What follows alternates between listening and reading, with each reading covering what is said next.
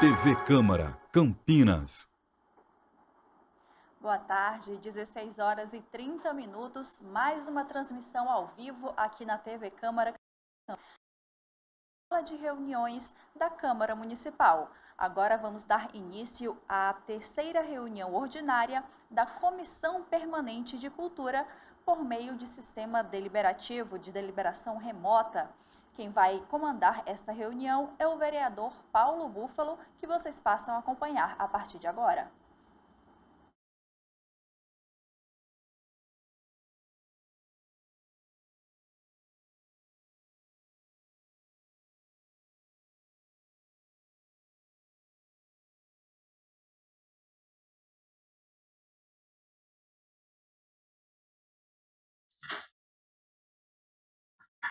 Então, boa tarde aqui novamente a todas, todos e todes.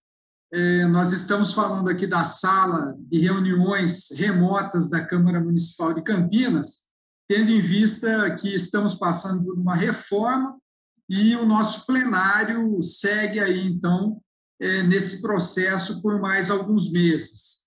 Como já foi informado, essa é uma reunião da Comissão Permanente de Cultura aqui da Câmara Municipal de Campinas, e cumprindo, então, a nossa tarefa, que é apreciar os projetos correlatos aqui ao tema das comissões, dar pareceres aqui nesses projetos, avaliar as demandas da própria cidade no campo da política pública de cultura, também cumprimos o papel de fazer um processo formativo. Por isso, na reunião de hoje, nós vamos falar um pouco do centenário da Semana de Arte Moderna e suas reflexões contemporâneas. Então, procurar trazer um pouco para a nossa conjuntura atual. Para isso, nós temos aqui um convidado e uma convidada que eu passo a apresentar. A professora Márcia Camargos, que é jornalista, escritora, especialista na Semana de 22, e vai conversar com a gente direto de Paris, onde concluiu seu segundo pós-doc na Universidade de Sorbonne, sobre os modernistas em Paris nos anos de 1920, e é autora do livro Semana de 22, Entre Vaias e Aplausos. Já já nós trazemos a professora aqui para poder dialogar com a gente. E o Célio Turino, né, historiador, escritor, autor do livro Na Trilha de Macunaíma, Ócio e Trabalho na Cidade, ex-secretário nacional da Secretaria de Cidadania e Cultura do extinto Ministério da Cultura, e foi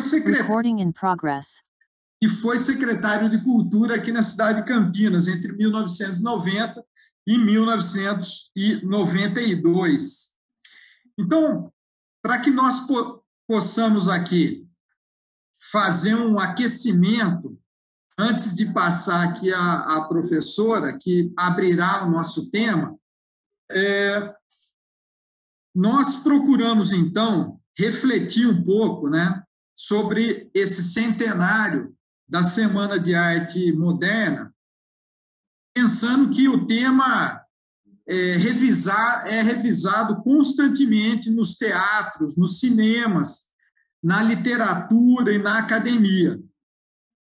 Mário de Andrade, Oswald de Andrade, Menotti Delpicia, Anita Malfatti e Tarsila de Amaral formaram o Grupo dos Cinco a partir de 1917 e juntos articularam a realização da Semana de Arte Moderna em fevereiro de 1922. Bom, porém, ao longo da história, nós percebemos, é incontestável que a Semana de Arte Moderna deixou um legado para a arte e cultura brasileiras. No entanto, também, muitas contradições depois foram criticadas daquele período. Por isso, nós queremos aqui refletir sobre esse centenário, produzindo aqui, através da TV Câmara e das redes sociais aqui da Câmara Municipal de Campinas, um material para fomento desse debate, discutindo a atualidade, as contradições e o legado da semana de 22. Por isso, já passo aqui a palavra à professora Márcia Camargos, agradeço demais aqui a sua disposição e sua presença em dialogar conosco aqui na Câmara Municipal de Campinas. Boa tarde a todos e a todas. É uma alegria estar aqui. Queria muito agradecer esse convite, né, para falar sobre essa célebre, famosa Semana de 22, que completa 100 anos. Né? E, para quem não sabe exatamente o que foi esse evento, ela se constituiu de uma exposição de artes aberta de segunda a sábado no hall de entrada do Teatro Municipal e de 3 saraus literários musicais no palco que ocorreram nas noites de segunda, quarta e sexta-feira. Agora, recuando um pouquinho mais, e isso é importante a gente saber como que foi essa organização da Semana de 22, para, inclusive, justificar e tentar entender todas as questões que a gente assim critica a Semana de 22, né, o que ela deixou de fora, quem não foi convidado e por que isso ocorreu, por que ela foi tão excludente assim. Então, é importante nós sabermos que tudo começou em novembro de 1921, quando o pintor de Cavalcante chegou a São Paulo trazendo uma série de aquarelas para o livro Fantoches da Meia-Noite, que seria editado por Monteiro Lobato. Ele estava expondo aquela coleção na Casa Jacinto Silva quando recebeu a visita do Graça Aranha, que levou o restante dessa roda, que seria depois conhecida como modernista. Eles ainda não eram, né, modernistas naquele momento. Oswald de Mário de Andrade, ilustres desconhecidos, aliás, Anita Malfatti, Menotti Del Picchia e Guilherme de Almeida. Também o próprio Graça Aranha apresentou de Cavalcante ao mecenas Paulo Prado, que era um dos homens mais ricos de São Paulo, e levou à casa, à mansão ali da Avenida de Higienópolis, o restante desse grupo que ele conheceu na livraria Jacinto Silva.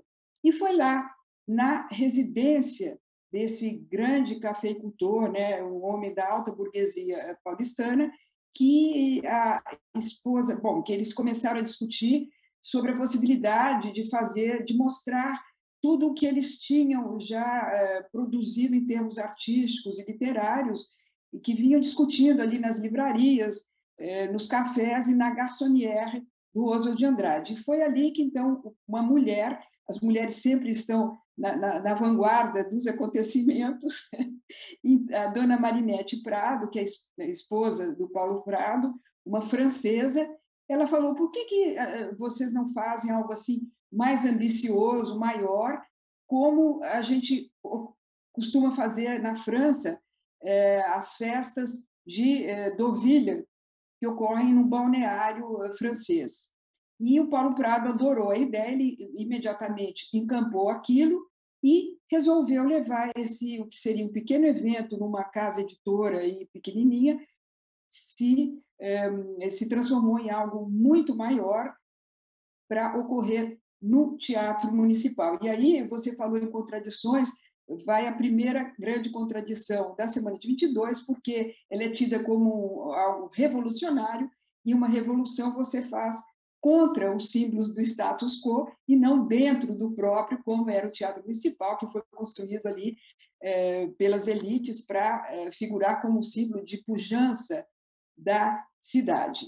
E houve, então, com esse financiamento, foi inclusive financiado pela elite cafeeira, e houve, então, essas 3 noitadas de poemas e essa exposição de artes com não apenas quadros, pinturas, mas também esculturas, maquetes arquitetônicas, desenhos arquitetônicos, colagem, uma série de coisas que causou enorme escândalo no público visitante, porque nem ele, nem a imprensa conservadora e católica daquele período estava preparada para tanta novidade, né? Então, eram aqueles quadros sem perspectiva e de cores muito fortes da Anita Malfatti, como O Homem Amarelo, o Cristo de trancinhas do Brecheret, uma verdadeira heresia, e por aí vai, né?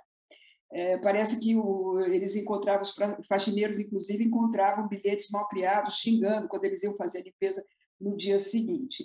E agora, vista, né, você também falou aí das contradições, se nós trouxermos a semana de 22 para a nossa época, a gente vai chegar à conclusão de que foi realmente um evento elitista, centrado ali no eixo Rio-São Paulo e quase misógino.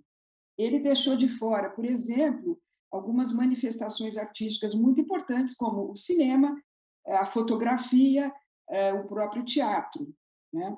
Alguns artistas que poderiam ter brilhado lá dentro, como o Teodoro Braga, que já tinha toda uma pesquisa com a arte marajoara, e entre outros que teriam dado enorme contribuição, Lima Barreto e etc., tantos outros, também não foram convidados. O grande ausente foi a arte, a cultura popular e o repertório negro. E a gente sabe que, né, Célio, candidatos não faltavam, inclusive os 8 batutas, o Pixinguinha ali à frente, liderando aquele grupo carioca. Ele, inclusive, estava em Paris, fazendo um maior sucesso em Paris, no ano de 1922. Ficaram 6 meses na boate Sherazade. Então, o repertório negro não esteve presente, o violão, que representava tão bem essa cultura popular, e para quem, instrumento para o qual Villa-Lobos viria escrever assim, viria compor várias obras mais tarde, ficou ausente. Então, nós tivemos ali a leitura de poemas, trechos de livros, a música de Villa-Lobos, interpretada por Guiomar Novaes, que era uma célebre intérprete de Chopin, e uns passos de dança da Yvonne Domergue, que é uma dançarina assim, sobre quem nós temos muito poucas informações, que ela teria feito uma homenagem a Isadora Duncan. E nada disso, obviamente, agradou o público, né? Com exceção de uma pequena parcela que estava mais antenada ali com os movimentos artísticos, que viajavam muito para a Europa, mas a grande maioria, ouvindo aqueles acordes do Villa-Lobos, ousados, selvagens, enfim, e também aqueles poemas sem rima, sem métrica. Lembremos que o verso Sapos, né, do Manuel Bandeira, foi ali recitado por Ronald de Carvalho, um bicho asqueroso que era indigno de figurar num poema que até então só tratava de termos assim, temas nobres, né? De repente falando dos sapos. Agora, tudo isso, todas essas críticas que a gente faz, mais um detalhe, né? Em termos de gênero, a Semana de 22 foi um verdadeiro desastre, provando que aquela vanguarda artística não conseguiu superar o patriarcalismo do período. Por quê? Na exposição de arte, para 12 homens, havia apenas 2 mulheres, Zina Aita, uma mineira, e a própria Anita Malfatti. Embora, é claro, o grupo ali, os seus amigos, reconheceram o pioneirismo da Anita, porque das 100 obras expostas, 20 eram de autoria dela, né? No palco, essa diferença ali de gênero, essa disparidade se repetiu com apenas 2 mulheres para mais ou menos 15 homens, a Guiomar Novaes e a Yvonne Domergue, ou seja, num universo de cerca de 30 participantes, pouco mais de 10% eram mulheres, ou seja, 4 mulheres apenas. Agora, isso tudo, então, no lugar de, assim, não é isso não desmerece a Semana de 22, ela apenas explica o seu caráter assim de improviso espontâneo, porque a gente lembra, logo no início eu falei que tudo começou quando? Em novembro de 21.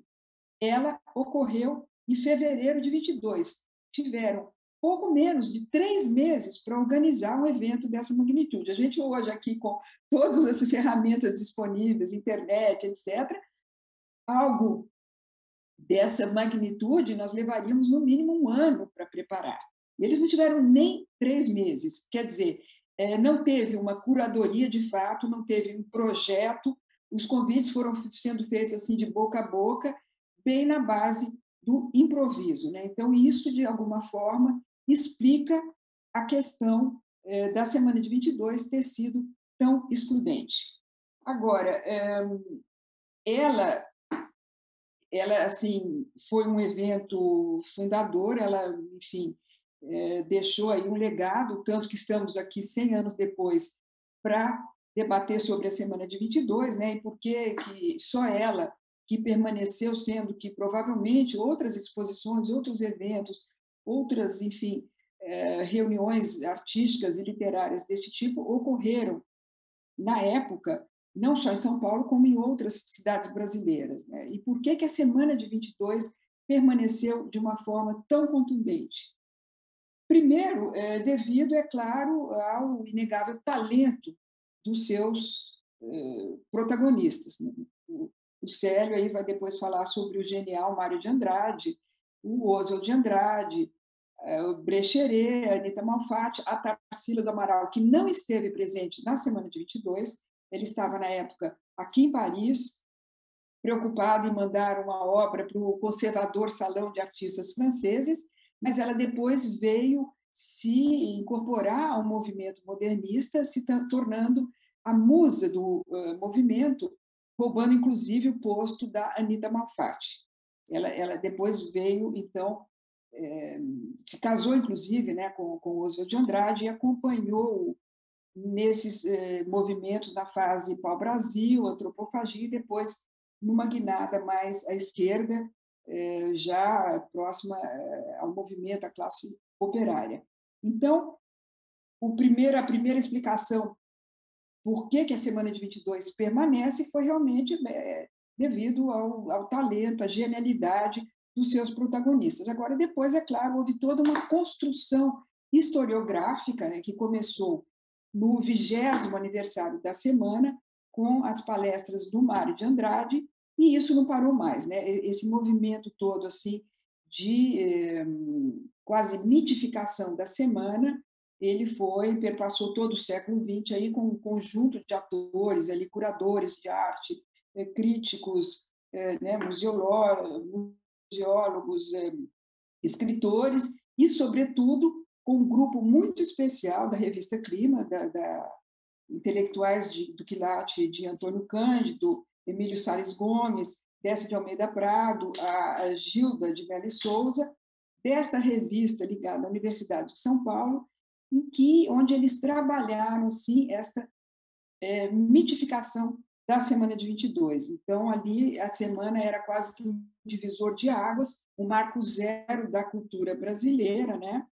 Até que, a partir do seu 80º aniversário, isso foi sendo questionado e ela começou a ser vista de uma maneira mais crítica, né? Aqui nesse meu livro, de fazer uma breve propaganda que está sendo relançado pela editora Boitempo, com um novo prefácio, algumas correções, enfim, algumas mudanças. Ele saiu no 80º aniversário da semana de 22 e já trazia ali uma série de questões, uma série de questionamentos sobre a semana de 22. E agora, para finalizar, que eu acho que eu já estou aqui ultrapassando o meu tempo, né?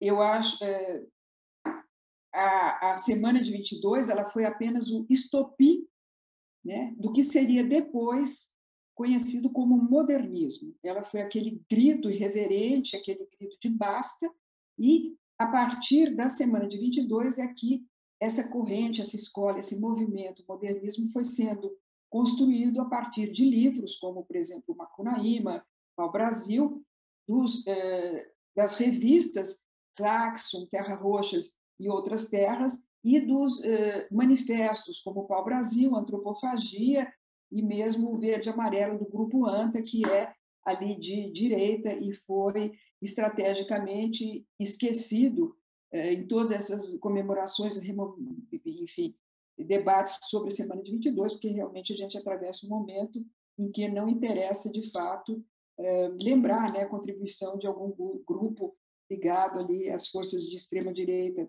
fascistas. Então, eles ficaram de fora.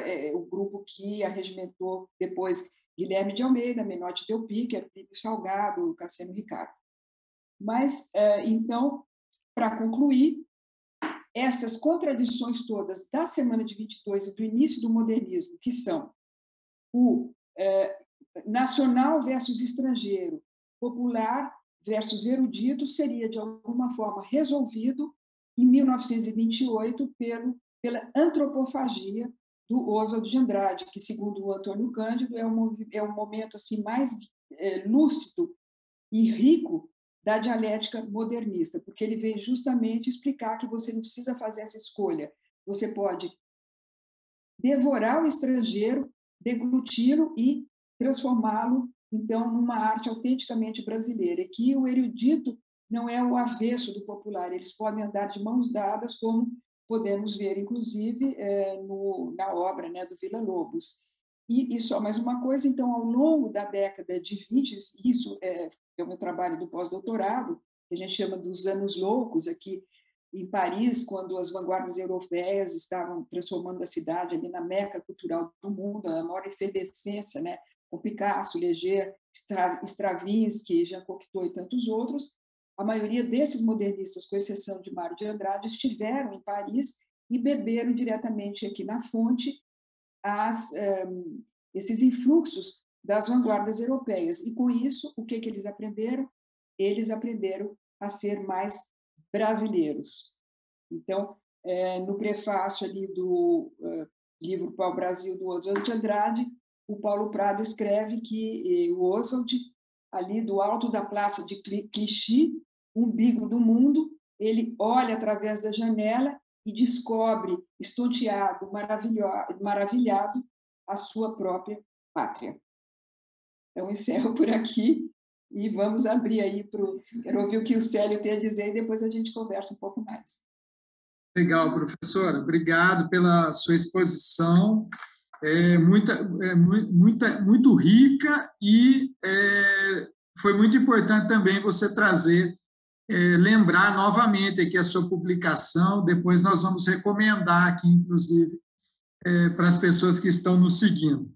Então, eu vou passar ao Célio, só registrar aqui a presença da Camila Queiroz, que é a assessora da vereadora Paola Miguel, do PT, que também é membro da comissão e está nos acompanhando. Então, passo aí ao Célio agora.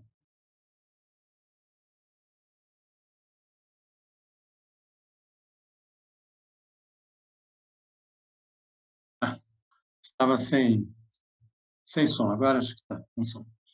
Bom, Paulo, é uma satisfação ter recebido o convite. Aliás, você sabe que assim que você chamar, eu sempre estarei presente em todas as ações, também ao lado da professora Márcia Camargo. Eu não a conhecia pessoalmente, apenas de referência, e foi muito bom, sobretudo puxando aí para esse final da fala dela, né? Antes, eu queria aproveitar para dizer uma coisa, né? Porque o modernismo e a arte é sempre viva, né? Está em processo. Recentemente, em Campinas, nós perdemos uma grande diretora de teatro, que foi a Teresa Aguiar, uma amiga queridíssima. Eu conheci a Teresa no dia que eu assumi como secretário de Cultura, aí em Campinas, né? Estou falando de São Paulo, mas eu sou de Campinas. Isso em 1990. E ela estava para fechar o Teatro de Arte e Ofício, estava brava, inclusive. Eu tinha assumido naquele dia, era bem jovem, mas aí nós demos uma solução, criamos uma política de financiamento de espaços independentes, e ela reconheceu isso, garantiu a permanência do TAU, que está aberto até hoje, e daí nós criamos uma grande amizade, sempre estivemos juntos, estive agora no velório dela, mas sempre antes, na última festa de aniversário, há pouco mais de um mês, enfim. E eu penso que uma justa homenagem para a Teresa Aguiar Foi a primeira fundadora do primeiro grupo estável de teatro no interior de São Paulo, que é o Teatro Rotundo, nos anos 50. Ele trabalhou junto com Pascoal Carlos Magno, Teatro do Estudante, Formação do Teatro do Estudante de São Paulo, formou inúmeras pessoas, né? E seria muito justo, eu queria fazer esse pedido formalmente aqui, para a Comissão de Cultura da Câmara, que o Centro de Convivência Cultural levasse o nome da Teresa Aguiar. E não confundamos, o teatro interno também, de um queridíssimo amigo, Otávio Burnier, já falecido, professor na Unicamp. Teatro interno continua com o nome de Otávio Burnier. Mas o complexo do Centro de Convivência Cultural seria muito justo que levasse o nome da Teresa Aguiar. E, aliás, para quem não sabe, o Teatro de Arena, né, parte externa, foi inaugurado com uma peça dirigida pela Teresa Aguiar. Então, fica aqui esse pedido, e que eu acho que muita gente tem feito também. Aproveitando a oportunidade. Falar de modernismo agora, né? O que a semana representa para o Brasil e para as artes, de uma maneira geral, né? Primeiro é o que a Márcia colocou, nós estamos debatendo até hoje. Um programa que eu desenvolvi, idealizei lá no Ministério da Cultura, os Pontos de Cultura, ele é todo inspirado no modernismo, em Mário de Andrade. E chegamos aí a 3.500 pontos de cultura no Brasil, estamos em 17 países com isso. Ele é fruto, ele bebe dessa fonte. Meu chefe, na época, né, o Gilberto Gil, com o tropicalismo, a Tropicália, é resultado, bebe na fonte, exatamente da antropofagia. Né? A Tropicália é a antropofagia. Né? Como pensar a bossa nova sem a referência em Mário de Andrade? O próprio Tom Jobim disse que ele aprendeu música com Mário de Andrade. Mário de Andrade disse: façam música brasileira. Né? Então, a bossa nova é resultado. A bossa nova, essa fusão também do jazz, da música norte-americana, com o samba, com a música brasileira, é resultado disso. Né? Se nós olharmos assim, agora, de repente eu comecei a fazer em retrospecto, né? Há muito que o Brasil é muito tributário da Semana de Arte Moderna, em vários aspectos. Na forma de pensar a identidade nacional, na forma de buscar o Brasil. Tem uma conferência emblemática, foi a do Mário de Andrade. Eu vou até ler para vocês um pequeno trecho. Depois foi transformada no livro A Escrava que Não é Isaura, né? Foi no segundo dia da semana. Vejam só o que ele dizia. Nós temos que criar uma arte brasileira. Esse é o único meio de sermos artisticamente civilizados. Quem dentre nós refletir ideais, ou apenas sentimento alemão, português, ou mesmo americano do norte, é um selvagem. Não está no período civilizado de criação. Está no período de imitação, do mimetismo a que o selvagem é levado pela dependência, pela ignorância e pela fraqueza que engendra covardia e medo. Mário de Andrade foi o grande pensador da semana, né? Deu o tom, e é preciso reconhecer isso. Inclusive, de fato, né? Se a gente vê as fotos da semana, são homens dandes lá de Higienópolis, né? Brancos, né? E das classes dominantes. E ali tinha um negro, né? Quando a gente faz essa crítica, às vezes a gente oblitera essa dimensão. O homem negro e gay, ele, na época ele não assumia, enfim, nós estamos falando de, né, não podemos cometer anacronismo, estamos falando de 100 anos atrás, né, mas tínhamos um homem negro gay que nunca saiu do Brasil e que pensou o Brasil com uma profundidade única. Né? Antes mesmo da semana, ele fez a viagem em 1919 para cidades históricas em Minas Gerais, ele também teve essa percepção da dimensão do barroco. O barroco, né, que se desenvolve no período da colônia, aí, século XVIII, sobretudo em Minas, né, com a riqueza aí do ouro, da exploração mineral, ele é também um reflexo dessa síntese de um modo de pensar, de uma arte brasileira que estava em formação, né? Feito também por quem? Por artistas mestiços, né? Aleijadinho e tantos outros, que condensavam esse mundo em formação, esse mundo colonizado, mas que incorporava formas de pensar próprias.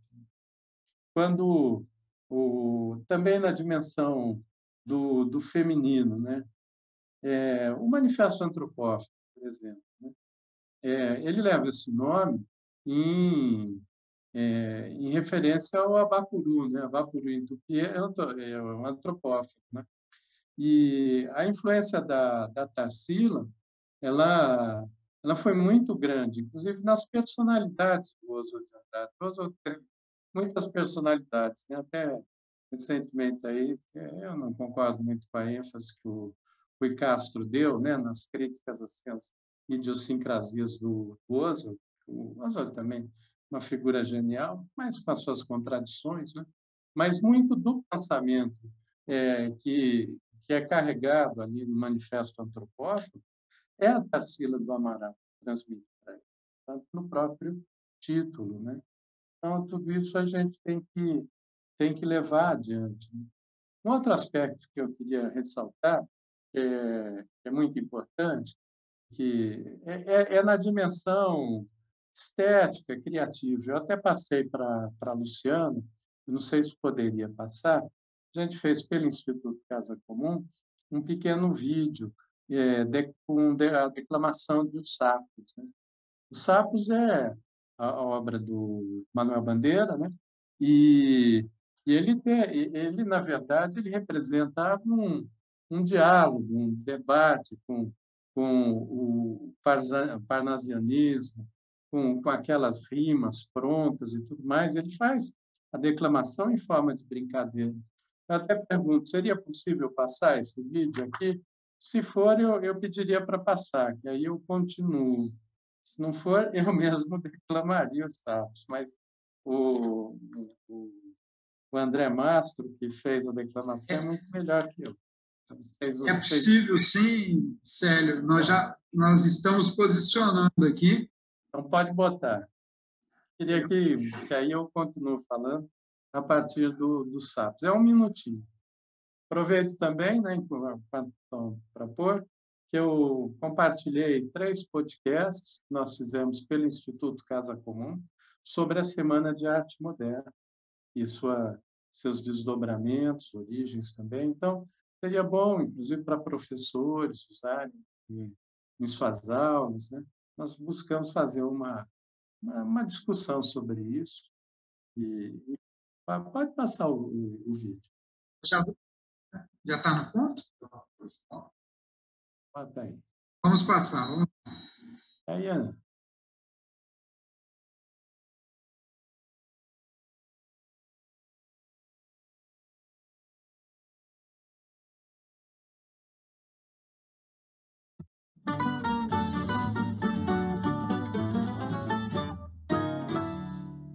Enfunando os papos, saem da penumbra.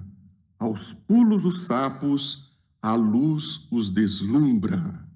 Em ronco que a terra, berra o sapo boi. Meu pai foi à guerra, não foi, não foi. O sapo tanoeiro, parnasiano aguado, diz meu cancioneiro, é bem martelado. Verde como o primo, em comer os hiatos, que arte nunca rimo, os termos cognatos. O meu verso é bom, frumento sem joio, faço rimas com consoantes de apoio.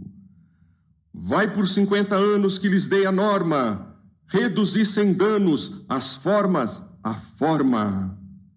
Clame a saparia em críticas céticas, não há mais poesia, mas há artes poéticas. Burro, sapo, boi, meu pai foi rei. Foi, não foi, foi, não foi, foi, não foi, foi, não foi, foi, não foi, foi, não foi, foi, não foi, foi, não foi, foi, não foi. Esse é bom. Enfim, é bem curtinho. A gente nós fazemos esses vídeos exatamente para circular assim por internet, WhatsApp, inclusive podem compartilhar, passar aí para os alunos, para a garotada, tudo, né? E vejam que é um poema manifesto, né? Ele tem esse sentido, ele consegue estabelecer um diálogo, uma relação de crítica, obviamente, quando declamado, houve o incômodo lá no teatro, né? Como também na apresentação do Villa-Lobos, mas é esse sentido de quebra, de ruptura, né? Eu diria até que esse foi o grande papel da semana, porque é uma semana curta, né? 2 noites, uma tarde, algo com público pequeno, mas notem que eram as circunstâncias também, né? Hoje nós estamos aqui conversando com a professora Márcia, está em Paris, eu estou em São Paulo, você está em Campinas, enfim. Não tinha como trazer o Pixinguinha da França também, né? Mas houve, né, esse modernismo negro, a partir do Rio de Janeiro, né?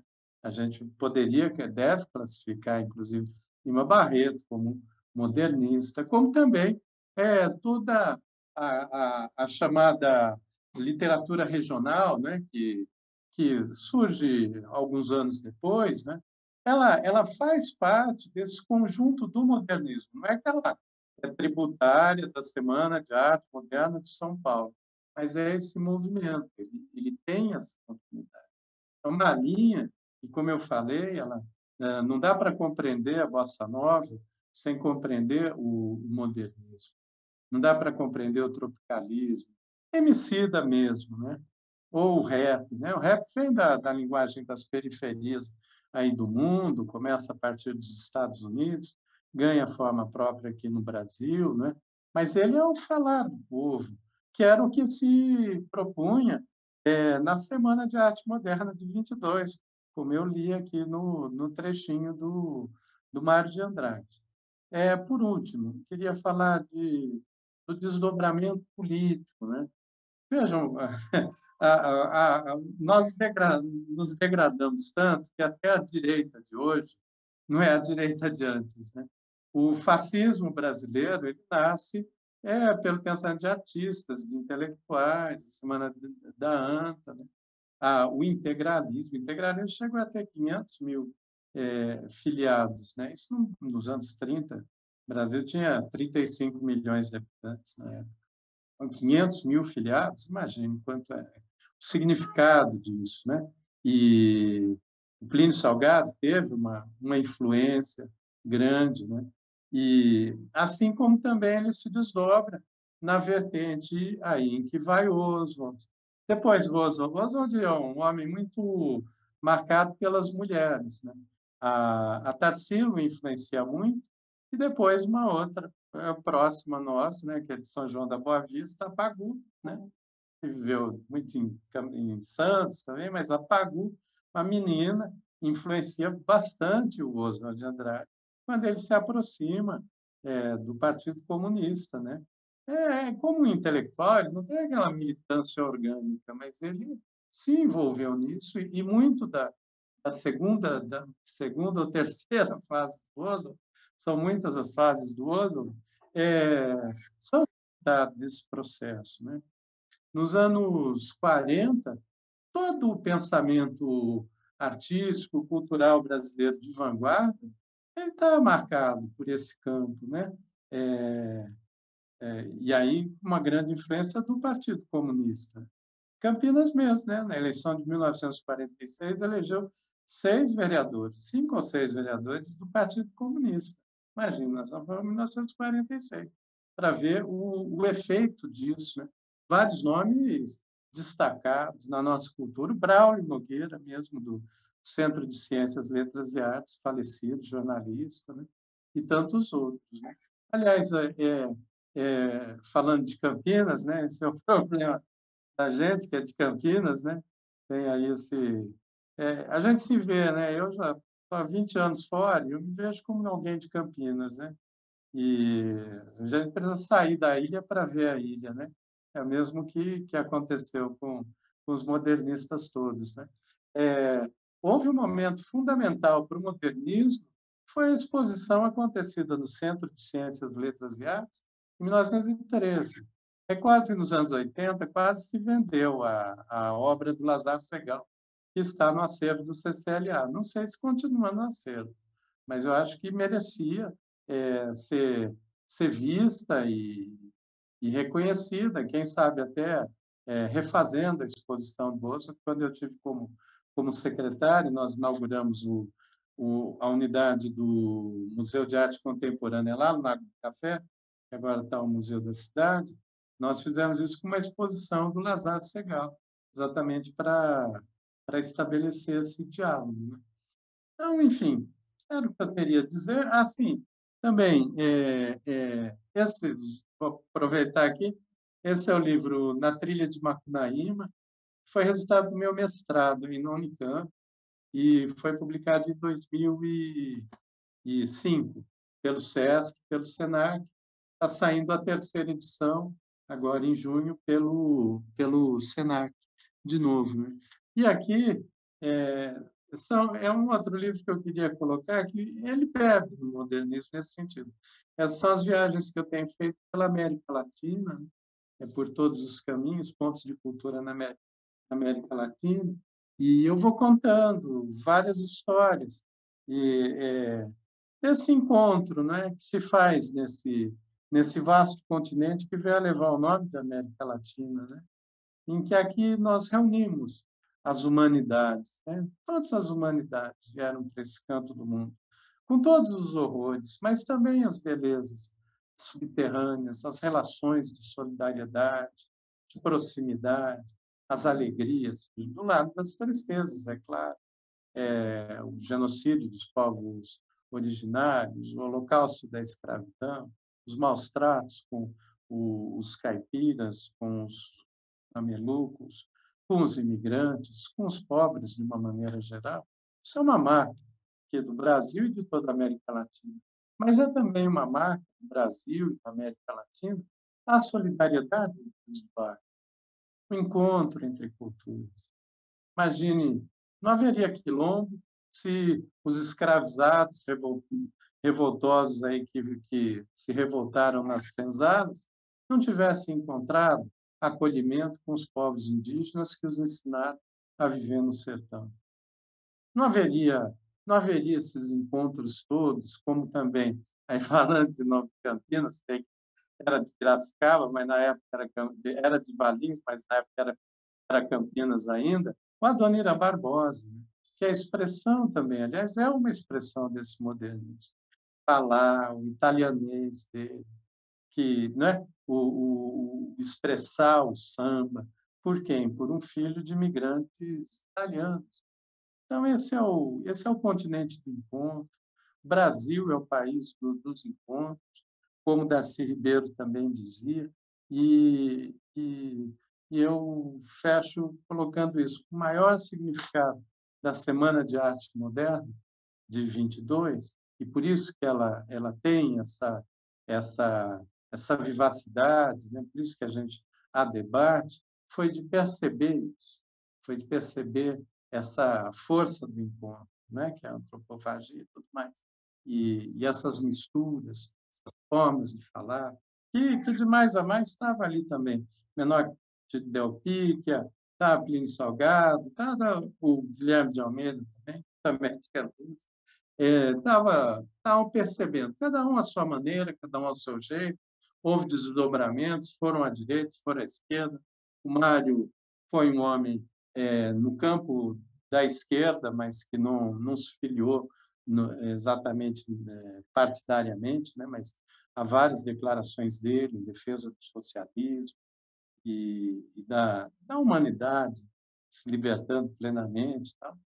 Se alguém quiser, depois até leia um trecho, uma fala linda dele sobre isso, do Mário de Andrade, né? Mas isso foi a marca do Brasil. E o grande problema do Brasil que está vivendo esse quadro de profunda amargura, tristeza até, né? De autodestruição, né? De autossabotamento, é porque a gente se descolou dessa marca, dessa nossa alma brasileira. E, quem sabe, a discussão sobre a Semana de Arte Moderna não nos ajuda a nos reencontrarmos conosco mesmo. É isso. Um abraço. Obrigado, Célio, pela sua exposição. Nós vamos aqui, então, estabelecer uma dinâmica para contar um pouco mais com a professora Márcia Camargos, que está em Paris, mas também não pode perder o trem das 11 hoje, né? E ela tem mais um tempinho, então, conosco. Eu vou aqui trazer duas questões, além daquilo que ela já queira falar para poder usar esse tempo final que ela tem aqui à disposição com a gente, que é o seguinte, Márcia, tem mesmo sendo essa manifestação que nasce ali com estrutura da elite cafeeira, enfim, a imprensa brasileira, no início assim, da semana, não dá muita atenção para os aspectos que o grupo que pensou a semana estava evidenciando. E depois eles acabam aderindo a isso e começam a anunciar a semana. Qual que é a origem disso? Por que esse descaso um pouco no início, né, por parte da imprensa? E aí, nas suas falas também, eu gostaria que você pudesse explorar elementos da atualidade, esse legado que ficou na atualidade e que atravessou esses 100 anos aqui de história da semana. Bom, primeiro, se você me permitir, eu gostaria só de fazer algumas observações em cima do que o Célio tinha dito, né? Porque me diz respeito, por exemplo, à exposição do Lazar Segal, de 1913, patrocinada, inclusive, pelo outro mecenas, Freitas Vale, sobre quem também escrevi um livro, Vila Quiral e a Belle Époque Paulistana, foi realmente extremamente inovadora, revolucionária, mas ela não teve o impacto que teve a Semana de 22, porque a Semana de 22 foi um evento híbrido, né, contando com uma multiplicidade de expressões artísticas, mas também porque, no fundo, o Lazar Segal era visto um pouco, naquela época, como mais um desses pintores viajantes. Existe uma série de estudos a respeito, né, a Vera Horta, inclusive, tem um livro publicado que explica essa questão da exposição tão importante de 1913 do Lazar Segal. Depois, o Célio falou, né, do Adoniran, eu queria lembrar do João Bananeri, que escrevia nesse estilo macarrônico, captando o linguajar híbrido falado nas ruas ali. Ele compôs os versinho populares de La Divina Encrenca, então era também genial e não esteve na Semana de 22, já era colaborador aí, junto com o Oswald de Andrade, do jornal, me refresca a memória, eles escreviam juntos, o João Bananeri e o Oswald de Andrade, o Pirralho.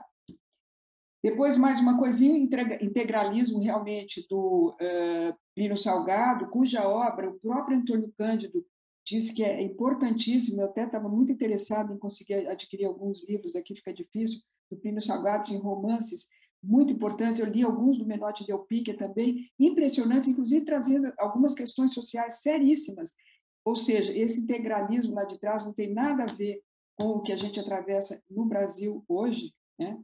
Que é muito mais grave. E, para terminar, o último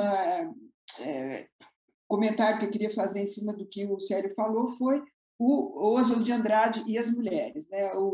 Ele e o Mário, eles eram assim figuras completamente diferentes, mas que se complementavam nas suas diferenças. Então, um era apolíneo, estudioso, concentrado, o outro era dionisíaco, era completamente gourmand, mulherengo, etc. Né? E ele, inclusive, criticou esse a homossexualidade do Mário de Andrade, e isso foi uma das causas para o rompimento dos dois depois. Agora, as mulheres tiveram um papel importantíssimo, não só apenas na Semana de 22 e no modernismo, como na vida do Oswald de Andrade, como você falou, Célio, começando ali pela própria Anita, que foi a grande mártir dos modernistas a partir da exposição das críticas de Lobato, a sua exposição de 1917, então ela reuniu em torno de si as hostes modernistas que a defendiam nos jornais. Depois veio a Tarsila do Amaral, que, como você também falou, ela, de certa forma, foi assim, uma estrela guia ali para o Oswald de Andrade. Não foi ela que seguiu o Oswald de Andrade, foi talvez mais o Oswald de Andrade que tenha se inspirado nela, que era uma artista genial, e nas fases para o pau-brasil, a partir das viagens para cidades mineiras, para cidadezinhas, né, de Minas Gerais, onde ela aprendeu que as cores dos casebres não eram caipiras, pejorativamente falando, mas sim a expressão da tropicalidade que ela tão bem incorporou na sua obra, e depois o Abapuru, que veio inspirar, então, a antropofagia do Oswald. É bem o contrário. E, no final, fechando esse ciclo das mulheres, chega a figura da Pagu. Se o lar da Tarsila vacila, é pelo Angu da Pagu, que foi apresentada ao casal pelo Raul Bopp, e desestabiliza a harmonia de Tarsila, que era um casal ícone, icônico do modernismo, né, Tarsi Oswald, e vai arrastar o Oswald de Andrade para a esquerda, né? Sempre os homens a reboque das mulheres. E o Oswald vai dar essa guinada à esquerda e admitir ali que eles davam tiros entre rimas e estavam completamente afastados das massas, das preocupações sociais, da militância, do engajamento político. Então, a Pagu, de certa forma, ela vem trazer esse elemento, essa questão toda, e transforma a vanguarda artística e vanguarda política, dando fecho nesse ciclo da primeira fase modernista. Agora, respondendo essa questão, realmente a imprensa, no início, ignorou a Semana de 22, a não ser aqueles jornais aí onde escreviam o Mário, o Oswald e o Menotti Del Pique, o Correio Paulistano, que era o órgão do Partido Republicano Paulista, né? O Menotti mantinha uma coluna nesse jornal. A imprensa via aquilo meio... Enfim, não entendia direito o que estava acontecendo e nem que teria essa repercussão que foi sendo construída depois, porque na época não teve a repercussão que a gente acredita que ela tenha tido. Agora, tudo mudou a partir da segunda noitada, quando, teoricamente, e isso ele nunca desmentiu, o Oswald de Andrade teria regimentado os estudantes de direito ali do Lago São Francisco para dar o tom do contra naquela festa que ele estava achando muito monótona, sem graça. Então, ele colocou aqueles estudantes ali em cima, nas galerias, nas torrinhas, que são os lugares mais baratos do Teatro Municipal, bem ali perto daquela abóbora, né, do teatro, e realmente eles uivaram, assobiaram, vaiaram, jogaram tomate, batata, ovo podre, enfim, disseram que o palco do Municipal ficou ali como quase que um fim de feira. E, a partir daquele momento, a imprensa, que tinha ignorado o evento, foi obrigada a comentar, nem que fosse para criticar, né? Então, esse espírito de marketing do Oswald de Andrade também fala um pouco da sua genialidade, né? Ele fazia assim, os fins justificam os meios. E é interessante só que, justamente, as revistas das comunidades estrangeiras, né, revistas da comunidade alemã, espanhola e italiana, foram as que fizeram matérias assim mais sensatas e mais comedidas sobre a Semana de 22. Justamente essas comunidades que, naquele primeiro momento, eram repudiadas pelos modernistas, porque eles não queriam nenhum estrangeirismo, eles queriam mergulhar e buscar as raízes autenticamente nacionais, o que era uma, enfim, contradição imensa numa cidade como São Paulo, plena, né, cheia de imigrantes europeus. O próprio Menotti Del Pique, o nome não nos deixa, mostra claramente, né, a grande presença dos imigrantes em São Paulo, e eles, inclusive, que conferiram à cidade esse cosmopolitismo que fez com que a Semana de 22 ocorresse em São Paulo e não no Rio de Janeiro, que era a capital federal.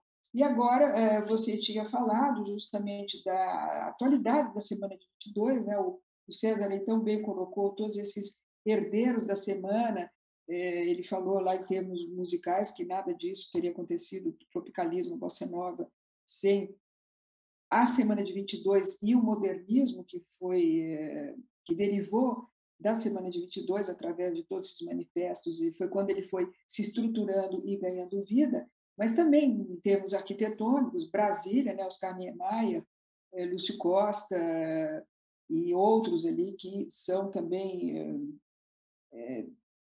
devedores, né, de alguma forma, eles foram beber nessa fonte da Semana de 22, em termos arquitetônicos, em escultura, e termos artísticos e literários, temos a outra dentição, né, Clarice Lispector, João Cabral de Melo Neto e esses outros, o próprio Carlos Drummond de Andrade, que seriam também, enfim, tributários da Semana de 22. Então, a Semana de 22 ela continua atual porque ela deixou assim todas essas sementes e ela está sempre sendo revisitada e ressignificada e de uma maneira, isso que eu achei interessante, não de uma maneira assim reverencial, mitificante, assim, museológico, sabe, de um olhar assim muito engessado, não, sempre questionando, porque um evento que foi irreverente, ele não poderia ser visto de outra forma, né? Ele seria trair os próprios ideais da Semana de 22. Então, eu acho que o principal foi esse grito libertário. Por isso que eu acho que hoje, nessa atual conjuntura tão grave que a gente está atravessando no Brasil, né, celebrar a Semana de 22 pelo que ela tem justamente de iconoclasta, de libertário, é um ato de resistência. Por isso que eu acho tão importante iniciativas como a de vocês aí da Câmara Municipal de Campinas. Eu dou meus parabéns pela iniciativa de estar aí sempre colocando essas questões da cultura e debatendo, e a Semana de 22 aí é um momento assim de reflexão para nos perguntarmos como eles fizeram naquela época, né? Em busca da identidade nacional. Qual é o Brasil que nós queremos? Obrigado, professora. Você tem um tempinho para ficar ainda? Eu teria mais uns 5, 10 minutinhos. Se você quiser, então, fazer suas considerações, depois nós continuam, né? Viramos aqui para o Célio. Sim, eu acho que eu coloquei basicamente tudo. Queria reiterar assim os meus cumprimentos a vocês por essa iniciativa, ao Célio pelo seu trabalho tão importante, né? O Mário de Andrade é uma figura fundamental da cultura brasileira, e ele esteve presente com os modernistas depois, em 24, quando eles fizeram com a dona Olivia Guedes Penteado, inclusive, e o Blaise Sandra, um franco-suíço mutilado de guerra, que teve assim, um papel muito importante nos modernistas depois da Semana de 22, porque ele é que falou para a Tarsila e para o Oswald, falou, olhem para os valores, olhem para esse repertório da cultura popular, para o repertório negro, isso aí é uma importância muito grande, vocês têm que incorporar isso na sua arte. Então, aquilo que estava ausente da Semana de 22, que era a produção, a cultura popular e o repertório negro, passaram a ser incorporados depois nessa produção artística dos modernistas, né? Tem, então, as viagens do Mário de Andrade, aí, que depois provavelmente o Célio vai falar, as viagens etnográficas, as pesquisas etnográficas, que também trouxeram enorme contribuição ali para o resgate das manifestações culturais do Brasil profundo. Enfim, uma série de... toda essa contribuição ali desse grupo que se reuniu na Semana de 22, mas depois que se prolongou durante todos os anos 20, que, uma pena, alguns deles se desentenderam, né? Houve essa briga, esse rompimento do Mário com o Oswald de Andrade, que inclusive ficou muito triste, que não pôde reatar antes da morte do Mário, mas foram figuras assim fundamentais nessa questão justamente. Então, eu volto a reiterar que hoje nós continuamos, né, a nos indagar o que a gente quer para o Brasil, né? Qual é o país que nós queremos e o que a gente tem que fazer para lutar para conseguir isso, né? Lutar contra todas essas forças adversas e resistir, né? Resistência, eu acho que é a palavra aí da maior importância para seguirmos adiante. Então, muito obrigada pelo convite, foi um prazer, uma honra estar aqui. Célio, obrigada e parabéns pela sua pesquisa tão importante. E eu tenho certeza aí que vocês vão continuar essa conversa focando no trabalho dos livros, né, do Célio, e na sua pesquisa sobre o Mário de Andrade, que é uma das grandes figuras da cultura brasileira. Bom, obrigado, professora Márcia Camargos, que falou conosco aqui, direto de Paris, né? E ela que é jornalista, escritora e especialista na Semana de 22. Então, e só mais uma coisa, quem quiser saber um pouco mais, tem esse meu livro, né, que conta todas essas histórias, e ele foi relançado, revisto, enfim, com alguma correção e um novo prefácio ali, contextualizando e trazendo a Semana de 22 para os dias de hoje. Então, a Semana de 22, entre vaias e aplausos, da editora Boitempo, é isso? Exato. Legal. Depois nós vamos também divulgar no nosso site, nas nossas redes, aí para quem queira aprofundar aqui essa discussão. Então, obrigado. Eu agradeço muito e peço desculpas que eu tenho que ir embora. Ok. Até mais, fique à vontade aí. Muito obrigado. Então, quero passar ao Célio para que ele fale um pouco mais aí da obra, dos seus estudos sobre o Mário de Andrade, né? E as suas pesquisas aí sobre o Macunaíma e essa ideia de Macunaíma, o ócio e o trabalho na cidade, né? Então, Célio, mas aqui, ó, aproveitando esse tempo, eu queria trazer esse aspecto da semente e da pluralidade que foi as contribuições aí da Semana de 22 e os seus desdobramentos para essa situação atual, Célio. As movimentações plurais também, mas com muita energia, muita musculatura, que conquistaram, na verdade, a Lei Aldir Blanc e Paulo Gustavo, as leis, né? E também esse movimento que aqui na cidade de Campinas acabou uma nova cena política, né, de construção do Conselho Municipal de Políticas Culturais aqui na cidade. Então, eu queria que você pudesse, entre esses dois temas, dialogar um pouquinho mais aí com quem está nos acompanhando aqui. Bom, Paulo, primeiro dizer da satisfação de ter participado da atividade do lado da Márcia, né? E tudo que ela complementou na segunda fase, eu também tenho pleno acordo. É isso mesmo. Por exemplo, o Carlos Drummond de Andrade, por anos, ele dialogou com o Mário de Andrade. Então, toda a poética do Drummond é resultado desse diálogo. Então, por isso que a gente precisa compreender os movimentos como um processo, né? Se a gente olhar a semana de 22 para a fotografia daqueles 3 dias, né, de fevereiro, a gente vai ter uma dimensão, né? E uma dimensão muito equivocada, né? Como essa. Foi uma iniciativa de uns filhos da burguesia paulista, né? Burguesia, cafeicultores, né? Comerciantes do café, tal. Nem era tão constituída, é mais a aristocracia mesmo, cafeeira, né? E homens, e estavam lá querendo se divertir, uns dantes, tal. Como teve agora algumas críticas nesse sentido, né? A gente oblitera, a gente escamoteia o principal, né? O principal pensador do modernismo brasileiro foi Mário de Andrade. Isso tem que ser dito. Mário de Andrade era negro e gay. Veja só, se fosse hoje, a gente trataria de outra forma. Mas, às vezes, a gente fica tão com a ideia fixa de tentar desconstruir alguma coisa que a gente...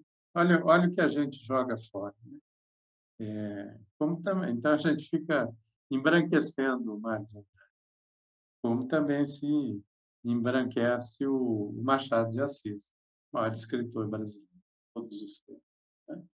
Então, esse é um aspecto. O outro é essa ideia de que cultura é sempre movimento, ela não é estática. Às vezes, uma ideia ela está muito à frente do seu tempo. E esse é o grande papel da arte e da cultura. Perceber um momento, mas apontar caminhos, né, para frente, né? Esse é o grande significado da Semana de Arte Moderna, e é por isso que ela segue viva. Então, ela segue viva ali numa rima de cantada no Islã. Por quê? Porque é o falar do povo, né? A Márcia citou ali o Roba Neneri, que era arquiteto, inclusive. Mas ele trabalhar com essa a divina encrenca, é o jeito italianês, assim, é bem o jeito Adoniran Barbosa de falar. Eu até trato do Roba Neneri nesse meu livro, Na Trilha de Macunaíma. É uma trilha, né? Uma caminhada, né? O Mário também ele se jogou muito nessa busca desse Brasil profundo, né? Aí vem o Blaise Cendrars, né? Que era franco-suíço, né? Teve um papel importante aqui junto com os modernistas. A viagem que foi organizada em 1924 para Ouro Preto, para as cidades históricas, né, de Minas, e pensem, não era como é hoje, né? Para ir, né? Era difícil, as circulações não eram tão simples, né? Não tinha asfalto de São Paulo a Rio, não era asfaltado. Só para as pessoas, às vezes, terem uma ideia, né, das coisas, né, de como funciona.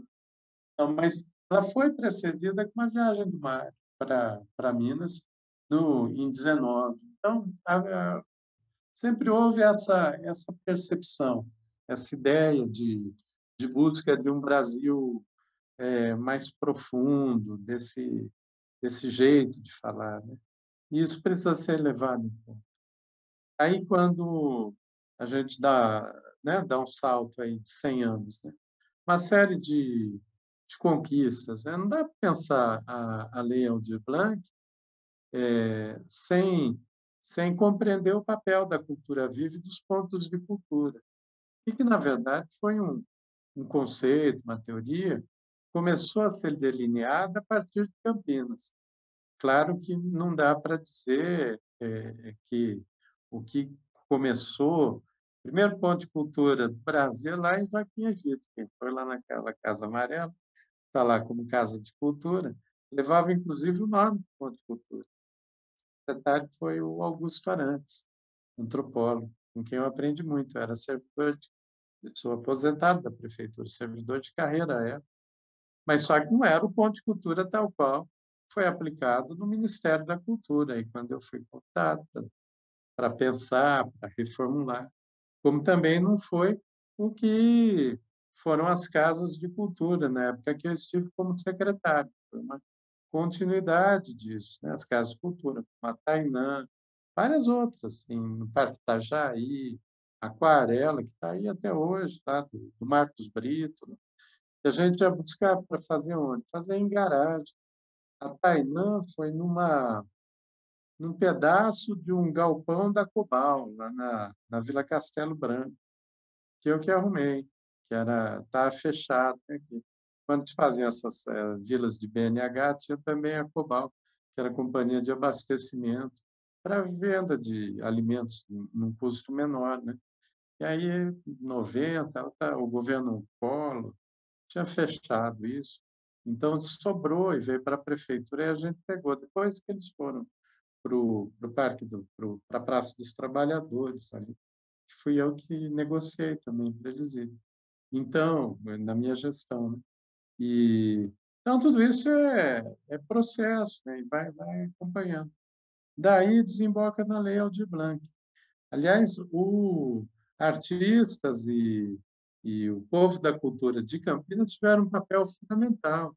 Marcelo, ainda Nina, um monte de gente de Campinas tem um papel muito grande nessa mobilização. Construção conceitual, se desdobrou. Foi uma grande conquista da cultura. Se alguém daqui 50 anos for estudar esse período e olhar só do ponto de vista de planilha, a pessoa vai ter dificuldade em compreender, porque o maior investimento direto na cultura, na história do Brasil, se deu em 2020 sob o governo Bolsonaro, um governo eleito a partir da chamada guerra cultural, declaradamente inimigo das artes e da cultura. Foi mérito dele? Claro que não.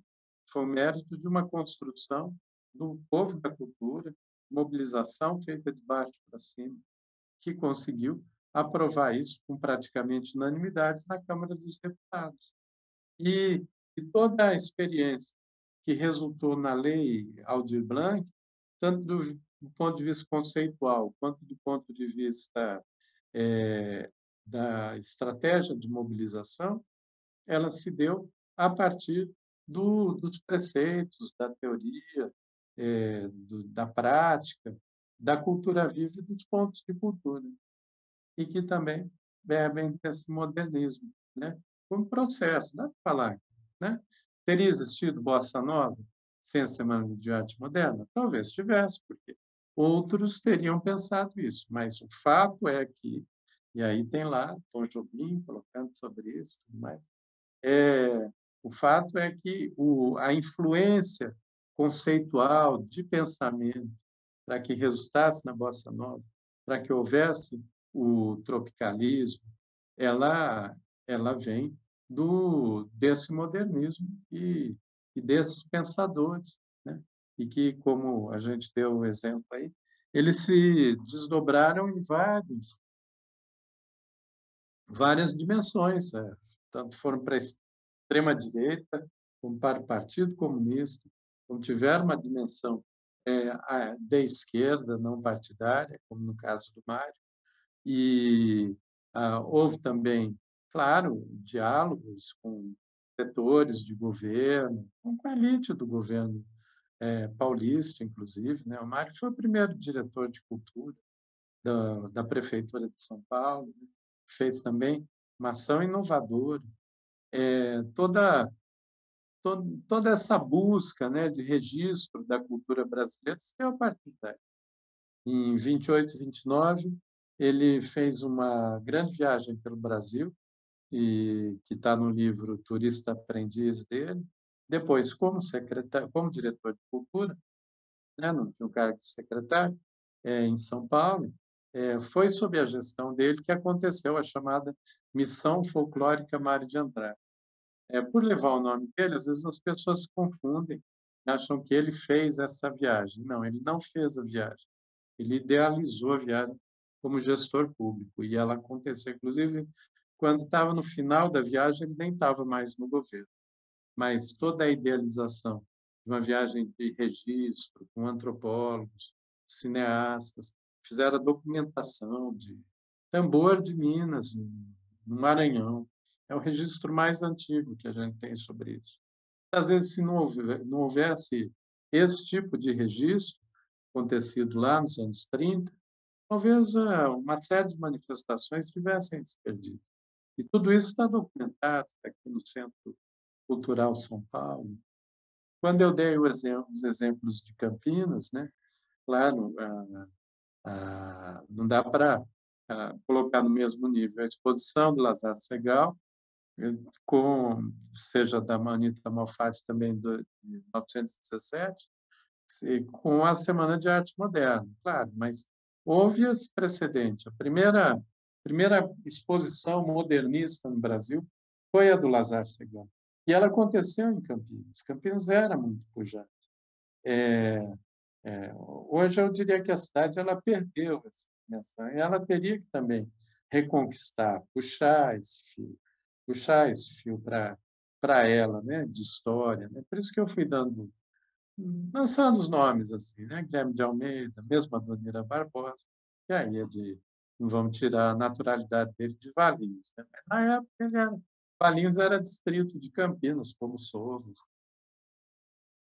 Barão Geraldo e tudo mais. Ele era natural de Campinas. Então, é desse campo, né? Essa mistura que juntava de barão de café, decadente, né? a, a escravizados das senzalas. Aqui houve muitas rebeliões, inclusive, muitos quilombos, tudo mais. Outro dia você me chama para falar sobre isso, que eu gosto de adentrar essas coisas. E também os imigrantes, né, que chegaram, os borbotões aí. Tanto que a linha do trem ali da FEPASA, aliás, eu tô meio atrevido, mas é que Campinas, me sinto em casa, né? Falei da Teresa Aguiar, do Centro de Convivência, e queria falar também da FEPASA, né? Até porque fui eu quem tombou todo o complexo da FEPASA quando secretário de Cultura em Campinas, presidente do CONDEPAC. Agora, eu vi, ao meu ver, uma aberração do ponto de vista patrimonial. Inclusive, eu nem sei quem fez, mas falou que os edifícios estão preservados, mas os vazios vão ser ocupados, né, com prédios ou o que seja. Ele não tem vazio em patrimônio, né? Tanto que tem as áreas envoltórias, né? Tem o conjunto. Não dá para pensar o patrimônio de uma forma estática, né? Então, acho que seria muito importante se a Câmara dos Vereadores observasse o que se pretende fazer nesse conjunto da FEPASA, né? Mas, enfim, isso também é modernismo, sabe? Porque a gente está falando da convivência, inclusive, do modernismo, o convívio da vanguarda com o tradicional. Isso pode ter até a solução arquitetônica, mas tem que ser muito bem resolvido, né? E em diálogo, né? Não pode ser toque de caixa, não pode ser assim, né? Nessas más intencionalidades que vão deixando as coisas caírem, se degradarem. Outro dia eu estive no Museu da Cidade, lá na Lidiarude, né? Que eu tombei também, foi a primeira fábrica em Campinas, eu que assinei o tombamento. E o projeto Museu da Cidade é meu, ganhou prêmio, inclusive. Em 1986, melhor projeto museológico do Estado de São Paulo. O projeto Museu da Cidade, que acontece no espaço urbano. Aí eu entrei lá, né? Tem a Adriana, que é maravilhosa, assim, a diretora, né? Mas eu vejo assim a falta de apoio. O museu está fechado, está interditado o prédio. É descabido isso, porque, inclusive, quando se interdita os prédios, a falta de vida é que degrada mais. E alguns reparos que eram tão mínimos que poderiam ter acontecido lá, desculpa eu tomar a liberdade de falar isso, mas tinham algumas travas de madeira. Você chamar ali um carpinteiro, com R$ 1.000 se resolve aquelas travas. E estavam as travas soltas, caindo, assim. Então, tudo bem, quer fazer uma reforma maior, um restauro maior, faça. Mas pega ali do Fundo de Cultura, aliás, é um dos fundos de cultura mais antigos do Brasil, é de 1977. Quem criou foi o Magalhães Teixeira, o Grama, quando foi secretário de Cultura. Aliás, foi ele que contratou para trabalhar na Secretaria de Cultura, tinha 16 anos. Então, é minha vida. Eu passei aí, né, boa parte, depois a vida me puxou para fora. Mas, enfim, pega o dinheiro do fundo, R$ 1.000, R$ 2.000, contrata ali um bom carpinteiro, e as travas de madeira podem ser resolvidas em questão de dias. Então, esse descaso ele não pode ser tolerado, não pode ser aceitado. Seja nisso, nesse exemplo que eu dei, e eu pediria até se você pudesse intervir. Se você for lá na Lidiarude, você vai ver. É coisa que é muito simples para resolver o problema. E agora, se não resolve a falta da trava, né, a madeira de fora, isso significa o quê? O telhado vai fazendo força, pode cair. Por quê? Porque não se gastou R$ 1.000, R$ 2.000 para fazer uma contenção com um carpinteiro. É algo muito razoável de se fazer e ao total alcance de qualquer gestor. E E esse descaso ele está acontecendo com o nosso povo, com o Brasil, com o nosso jeito de ser. É isso que justifica muito do Brasil estar assim, está entristecido, do Brasil tá derrotado e o Brasil está embrutecido, né? Então a gente tem que desembrutecer as nossas relações, o nosso país, a nossa cidade, e dar mais dela. Né? E para quê? Para que a gente viva bem no espaço e tenha um sentido de comunidade. Nós Acabou, temos, tá bom. nós temos 5 minutos. Eu que me empolguei aqui com Isso. o Museu da Cidade. Não, mas era só isso. Não sei se você tem alguma pergunta específica. 22? Não. Como nós temos aqui 5 minutos, eu quero atualizar contigo essas pautas que você nos trouxe e também aqui nos comprometer com algumas questões nessa linha desse espírito inquieto que vem aí da semana de 22, né? Então, bom, primeiro, em relação ali ao pátio ferroviário, nós fizemos aqui uma discussão da própria comissão, nós estamos elaborando um posicionamento e depois nós vamos atualizá-lo a respeito disso e, num outro momento, nós podemos discutir. Precisamos atualizar como está o processo da Leaderwood, mas eu me comprometo em fazer uma visita ao local para, no mínimo, pedir intervenções para que possa ficar em pé. Até que pelo menos um pontual, o mínimo ali. Eu digo, não vão gastar R$2.000.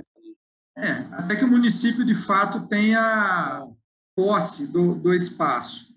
Vamos também fazer uma gestão para que o nome lá do Centro de Convivência leve o nome do guiar. Vamos fazer isso. Depois eu vou dialogar com a comissão como que nós fazemos, pedir uma audiência com a secretária, talvez, inclusive, com a sua participação.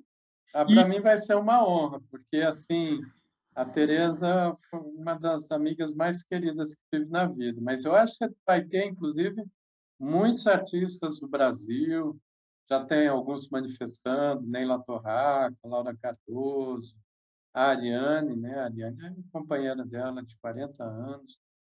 Acho que mereciam uma audiência. Muita gente. Nós vamos organizar. Campinas, né? Nós estamos aqui falando publicamente, nós vamos nos organizar para ver como encaminhamos essa demanda à secretaria. Por último, dizer que quero marcar contigo para fazer o lançamento do seu novo livro aqui em Campinas. Oba! Você. De prosa e retomar alguns desses pontos aqui presencialmente, né? Nós esperamos que continue de forma positiva esse processo de abertura, a gente consiga... Exatamente. Ontem eu fui ver o Grupo Corpo, eu já fui no teatro, vou ter assinatura de ópera aqui no Municipal, tá bom, tá dando para ir. Bom, você tem aí 1 minuto aqui para poder encerrar.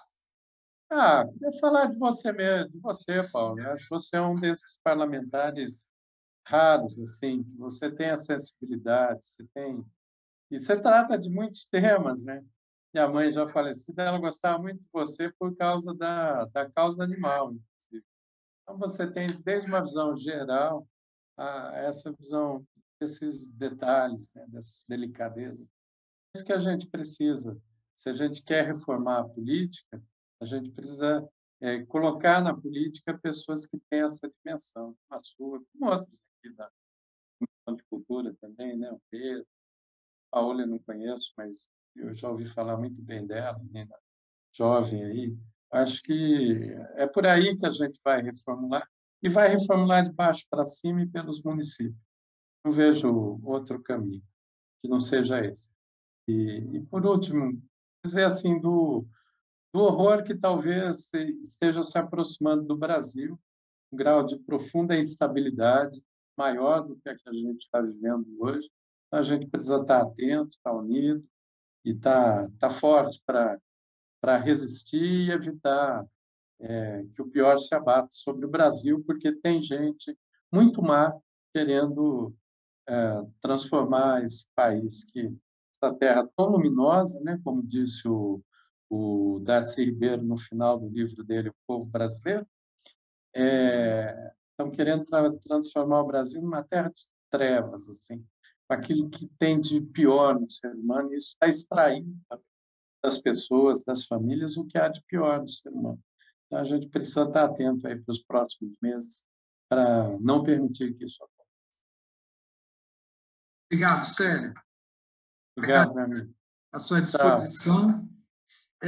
Quero aqui agradecer também a Camila Queiroz, que é representante da vereadora Paula Miguel, esteve aí acompanhando as discussões.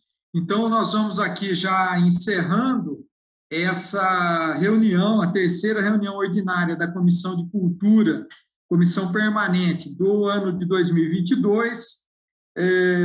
Agradeço demais a intervenção aqui da professora Márcia Camargos, que falou conosco aqui desde Paris, né? Ela que é uma especialista da Semana de Arte Moderna, estudiosa, foi autora do livro A Semana de 22, Entre Vaias e Aplausos, que está sendo relançado pela editora Boitempo, e também agradecer ao Célio Turino, né? Esse campineiro, né? Campineiro do mundo, né? E que veio aqui também falar da Semana de 22, do modernismo, dos seus estudos sobre Mário de Andrade, e que nesse espírito aqui que ele tem tão revolucionário, nos trouxe várias demandas que nós nos comprometemos aqui a tratar, em nome da comissão. Célio, eu agradeço demais, e ficamos aqui com várias demandas. Só para encerrar, levarmos a proposta trazida pelo Célio à secretária de Cultura, ao governo, para que nomeemos o teatro do Centro de Convivência, ou melhor, o Teatro de Arena, não o Teatro do Centro de Convivência, que já tem o nome. O Teatro de A ideia seria o Centro de Convivência, Centro de Isso. Convivência Teresa Aguiar. O teatro interno é a sala Otávio Burneiro, que continuaria. Segue com o nome, a sala interna, mas o Centro de Convivência levaria o nome da Teresa Aguiar. Vamos nos mobilizar para isso, fazer ali uma visita ao antigo prédio da Leaderwood, onde estava instalado já o Museu da Cidade, para ver a situação atual e verificar como que está o andamento para que ele seja doado para a cidade de Campinas, e também nos próximos dias devemos nos posicionar sobre os debates dos projetos em torno ali do pátio ferroviário. Então, eu declaro aqui encerrada a nossa reunião da Comissão de Cultura, e até a próxima. Encerramos aqui esta que foi a terceira reunião ordinária da Comissão Permanente de Cultura. Lembrando sempre que, se você quiser rever a reunião, se não conseguiu ver a transmissão ao vivo, você pode ir no YouTube da TV Câmara Campinas, assim como no Facebook e também no Facebook da Câmara Municipal de Campinas. A nossa programação continua, espero que vocês fiquem com a gente.